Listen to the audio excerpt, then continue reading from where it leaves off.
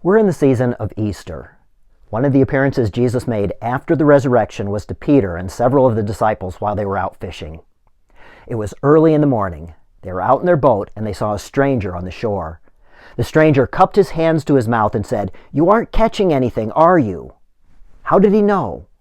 They'd been fishing all night long and hadn't caught anything. I'm calling this empty net syndrome. It's doing what you've always done, even when it isn't working anymore. Let's remember what fishing represented for Peter. After Jesus was crucified, he went back to the life he knew before becoming a Jesus follower. Fishing represented an attempt to get back to normal, and now he couldn't even do that. When that happens to us, it might be the Holy Spirit saying, it's time for a change.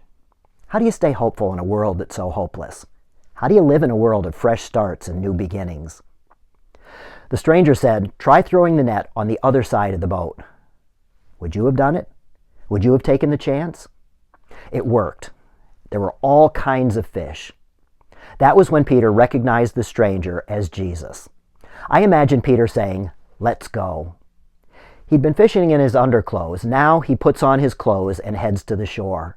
He's ready to finally leave his old self behind and become a new person. As Paul says in his letter to the Romans, he's ready to fully put on Christ. As the letter to the Colossians says, he's ready to clothe himself in compassion, kindness, humility, meekness, and patience. Is there something you need to face? Because of the hope of Easter, we can say, let's go. Is there something that you've been avoiding?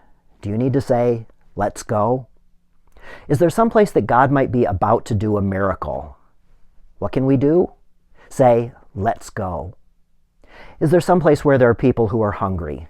Why not say, let's go? Is there some place where there's injustice being done? Let's go. Is there some place where people are hurting? Let's go. Is there some place where people need to know that there's hope? Let's go. Easter is the promise that there is no failure that we cannot face, not even death, because there is always hope. This is our Thursday, May 8th edition of a video series we call Stronger Faith. Stay safe and be well. God bless you.